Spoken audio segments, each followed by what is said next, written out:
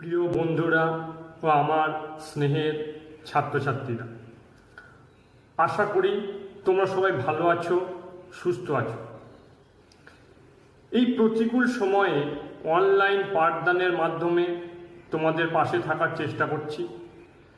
তোমরাও আমার এই অনলাইন পাঠদানের চ্যানেলটিকে সাবস্ক্রাইব করো এবং এই অনলাইন ক্লাসের মাধ্যমে বাড়িতে পড়াশোনা চালিয়ে যাও। আজ সালোক সংশ্লেষের দ্বিতীয় পর্যায়ের ক্লাস। আগের ক্লাসে আমরা সালোক সংশ্লেষ সম্পর্কে বেশ কিছু তথ্য জেনেছিলাম। আজকের ক্লাসে আমরা সালোক সংশ্লেষের পদ্ধতি সম্পর্কে আলোচনা করব। দেখো, সালোক সংশ্লেষ একটি জটিল জৈব রাসায়নিক প্রক্রিয়া। এই প্রক্রিয়া কতগুলি ছোট ছোট ধারাবাহিক বিক্রিয়ার মাধ্যমে সংঘটিত হয় এবং এই সালোক সংশ্লেষের ধারাবাহিক বিক্রিয়াগুলি দুটি পর্যায়ে ঘটে। এগুলোকে আমরা আলোক পর্যায় এবং আলোক নিরপেক্ষ পর্যায়, এই দুটি পর্যায়ে ভাগ করে থাকি। দেখো, তোমরা খেয়াল করো, সাধারণত আমরা কি জানি যে কার্বন ডাই অক্সাইডের সাথে জলের বিক্রিয়ায় কার্বনিক অ্যাসিড তৈরি হয়। এটা একটা সাধারণ সমীকরণ। কিন্তু সালোক সংশ্লেষের ক্ষেত্রেও দেখো, কার্বন ডাই অক্সাইড এবং জলের বিক্রিয়া হয়, কিন্তু এখানে কার্বনিক অ্যাসিড উৎপন্ন না হয়ে গ্লুকোজ উৎপন্ন হয়। কেন না, কার্বন ডাই অক্সাইডের জলের বিক্রিয়া এটা একটা সরল বিক্রিয়া, এটা একক বিক্রিয়া। কিন্তু সালোক সংশ্লেষের বিক্রিয়াটা হচ্ছে একটা জটিল বিক্রিয়া, ধারাবাহিক বিক্রিয়া এবং অনেকগুলো বিক্রিয়ার একটা সমন্বয়। সেজন্য অনেকগুলি ধাপ অতিক্রম করে তবেই কার্বন ডাই অক্সাইড এবং জলের বিক্রিয়ায় আমরা C6H12O6 বা গ্লুকোজ পেয়ে থাকি। 1905 সালে বিজ্ঞানী ব্ল্যাকম্যান প্রথম প্রমাণ করেন সালোক সংশ্লেষ প্রক্রিয়াটি দুটি পৃথক পর্যায়ে ঘটে, যথা আলোক বিক্রিয়া বা লাইট রিঅ্যাকশন এবং আলোক নিরপেক্ষ বিক্রিয়া বা ডার্ক রিঅ্যাকশন। এবারে আমাদের জানতে হবে সালোক সংশ্লেষের এই বিক্রিয়াগুলি বা পর্যায়গুলি ক্লোরোপ্লাস্টের কোথায় সংঘটিত হয়। উদ্ভিদের পাতা হলো সালোক সংশ্লেষীয় অঙ্গ এবং পাতার মেসোফিল কলার ক্লোরোপ্লাস্ট হলো সালোক সংশ্লেষকারী অঙ্গাণু। এই ক্লোরোপ্লাস্টের গ্রানায় আলোক দশা এবং স্ট্রোমায় অন্ধকার দশা বা আলোক নিরপেক্ষ দশাটি সংঘটিত হয়। এবারে আমরা আলোক দশা এবং আলোক নিরপেক্ষ দশা, এই দুটি দশা নিয়ে বিস্তারিত আলোচনা করব। সংশ্লেষের আলোক দশার বিভিন্ন পর্যায়গুলি হল ক্লোরোফিলের আলোক বিশেষণ ও সক্রিয়তা, জলের আলোক বিশ্লেষণ, 3 নম্বর হচ্ছে উপজাত বস্তুরূপে অক্সিজেন এবং জল উৎপাদন, 4 নম্বর হল বিজারিত NADP গঠন বা NADPH2 গঠন, 5 নম্বর হল ফসফোরাইলেশন বা সৌরশক্তির রাসায়নিক শক্তিতে রূপান্তর। এবারে আমরা প্রথমেই ক্লোরোফিলের আলোক বিশ্লেষণ ও ক্লোরোফিলের সক্রিয়তা পর্যায়টি আলোচনা করব। এটি সালোক সংশ্লেষের আলোক দশার প্রথম ধাপ।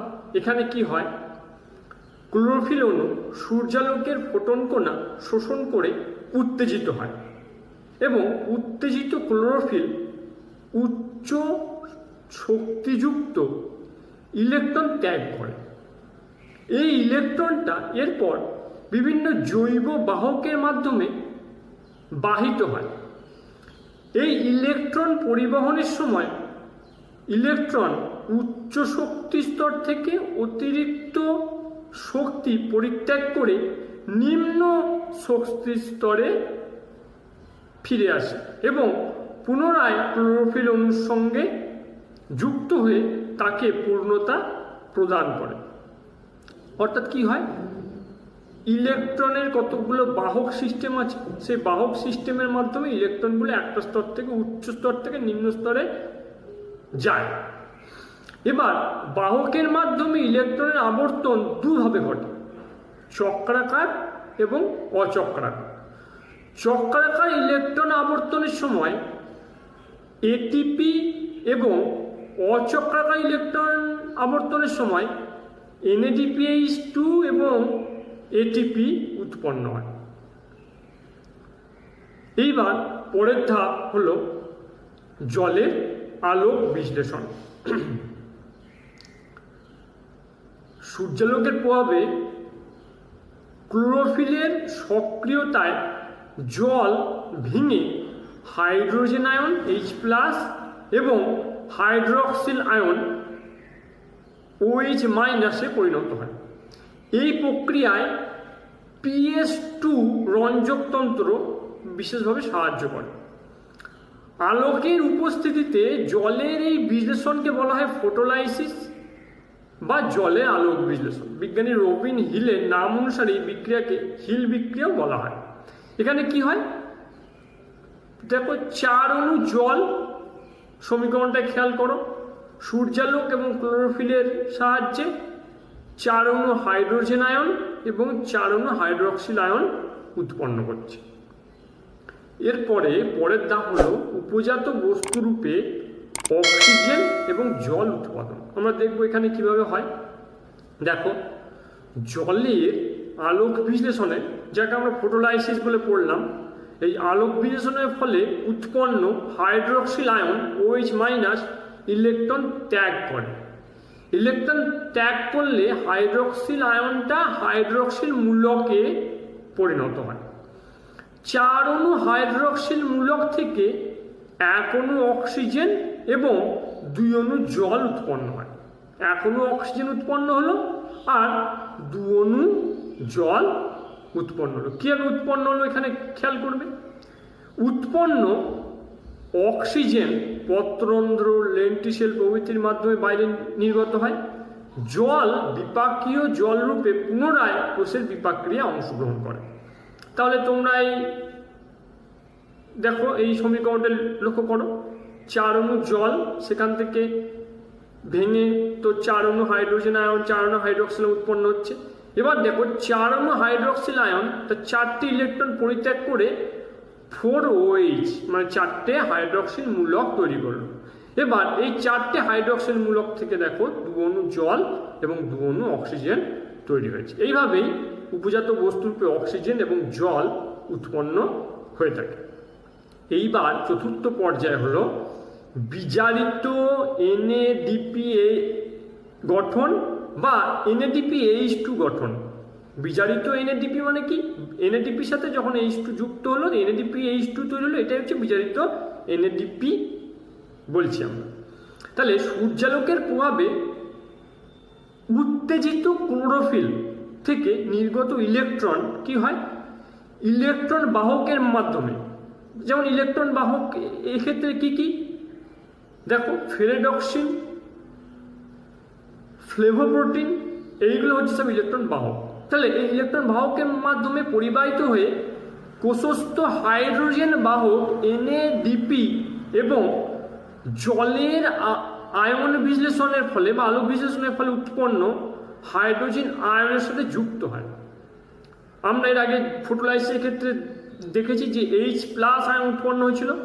সেই H+ আয়ন NADPর সাথে যুক্ত হয়ে NADPH2 তৈরি করছে। কীভাবে দেখো, NADPH প্লাস একটা ইলেকট্রন প্লাস হাইড্রোজেন আয়ন দিয়ে কী হলো, NADPH2 বা বিজারিত NADPH গঠিত হলো। এইবার পরের পয়েন্ট হচ্ছে ফটোফসফোরাইলেশন। এক্ষেত্রে চক্রাকার এবং অচক্রাকার যে ইলেকট্রন আবর্তন আমরা দেখতে পাই, তখন নির্গত ইলেকট্রন কোষস্থ ADP অ্যাডিনোসিন ডাইফসফেট এর সঙ্গে যুক্ত হয়ে এর সাথে অজৈব ফসফেট যুক্ত হয়ে ATP তৈরি করে। তাহলে এডিপি অজৈব ফসফেট একসাথে যুক্ত হয়ে এটিপি তৈরি করছে। আলোকের উপস্থিতিতে ক্লোরোফিলের সক্রিয়তায় এটিপি সংশ্লেষের পদ্ধতিটাকেই আমরা বলছি ফটোসিনথেটিক ফসফোরাইলেশন বা ফটো ফসফরিভবন বা ফটো ফসফোরাইলেশন। তাহলে কি হয়, এটিপির মধ্যে সৌরশক্তি রাসায়নিক শক্তি রূপে আবদ্ধ হয়। আমরা পড়েছিলাম আগে যে সৌরশক্তি রাসায়নিক শক্তিতে, রাসায়নিক শক্তি আবার স্থিতিশক্তিতে রূপান্তরিত। তাহলে আমরা বুঝলাম যে রাসায়নিক শক্তিটা কি, এখানে রাসায়নিক শক্তিটা হলো এটিপি। আচ্ছা, এইবার এই ফটোফসফোরাইলেশন আবার দু রকমের হয়, চক্রাকার এবং অচক্রাকার। আমরা পরে বিস্তারিত এগুলো পড়ব। তাহলে দেখো, এই হলো আলোক দশার বিভিন্ন পর্যায়গুলো। এবার সবশেষে আমরা আলোক দশায় কি কি উৎপন্ন পদার্থ পেলাম। অনেক সময় পরীক্ষায় তোমাদের এই প্রশ্নটা থাকে যে সালোক সংশ্লেষে আলোক দশায় উৎপন্ন পদার্থগুলির নাম লেখো বা উপজাত বস্তুগুলির নাম লেখো। দেখো, তাহলে আলোক দশাতে আমরা পেলাম NADPH2, এটা আমরা মোট 12 অণু পাই। আর কি পেলাম, ফসফোরাইলেশনের ফলে এটিপি পেলাম, এটাও 12 অণু। তার সাথে আমরা কি পেয়েছি, দেখেছি যে অক্সিজেন এবং জল, 6 অণু জল এবং 6 অণু অক্সিজেন আমরা এখানে পাই। হিল বিক্রিয়া এবং হিল বিকারক সম্পর্কে জানি।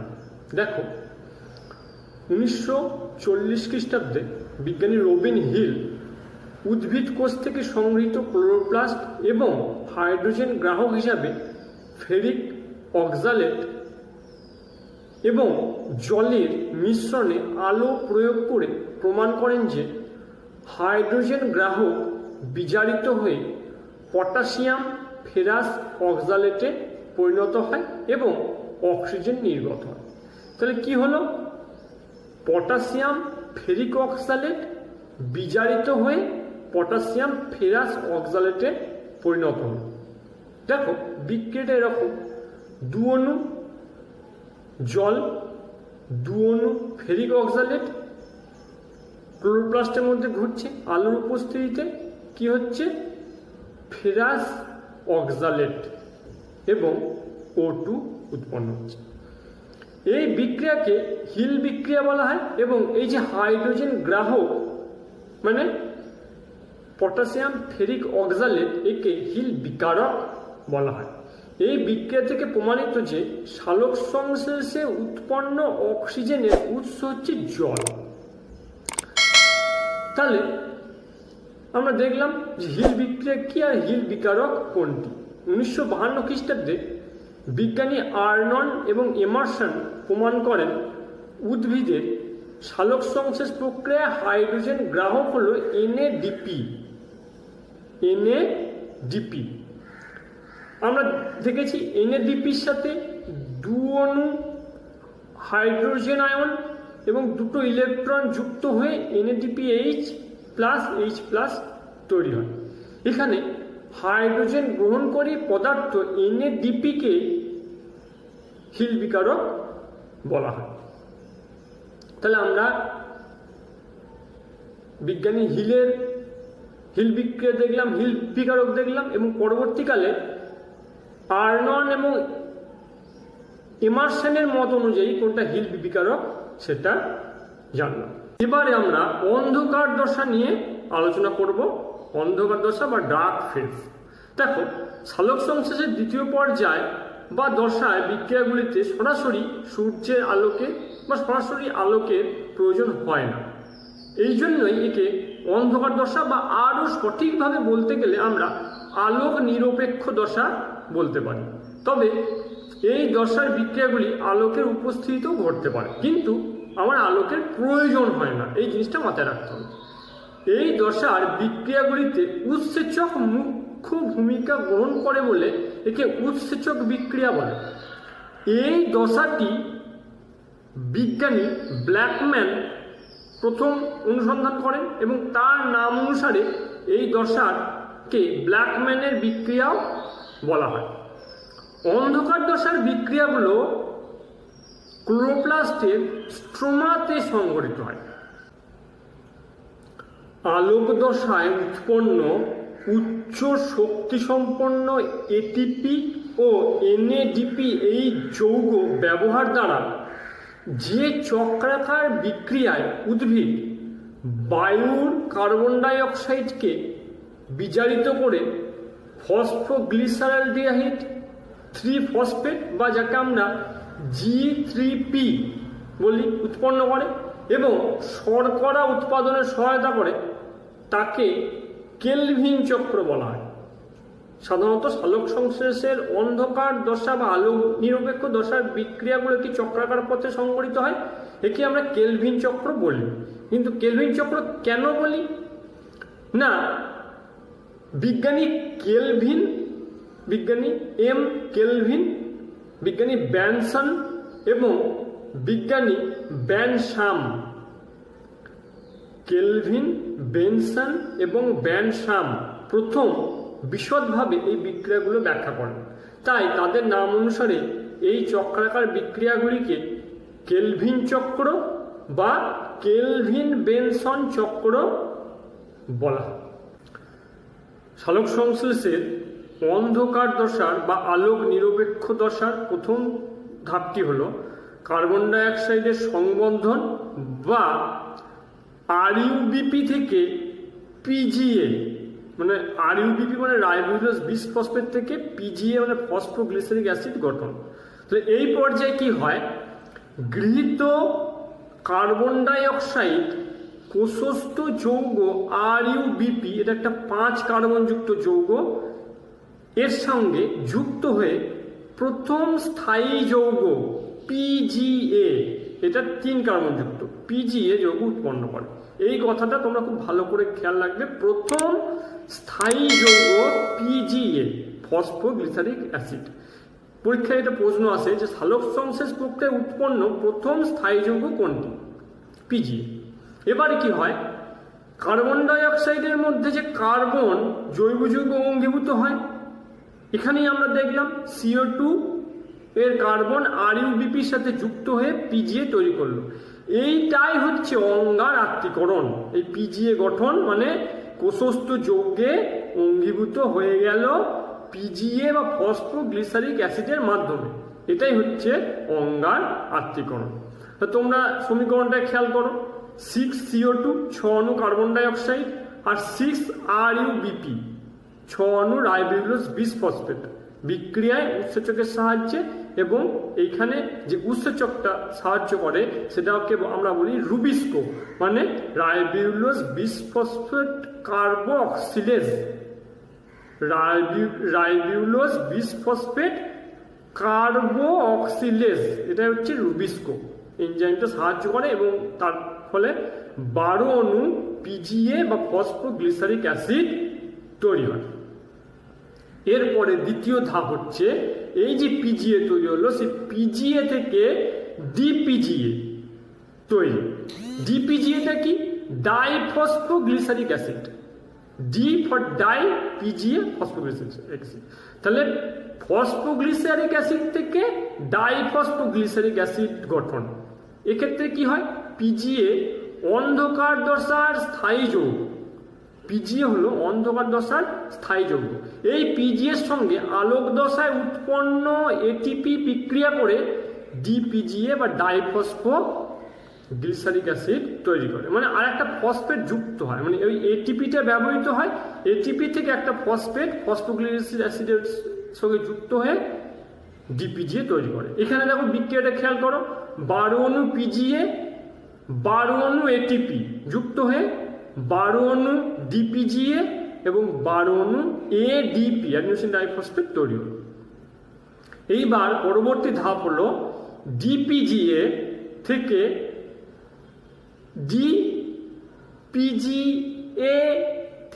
ডিপিজিএ বিজারিত হয়ে পিজিএএলডি গঠন।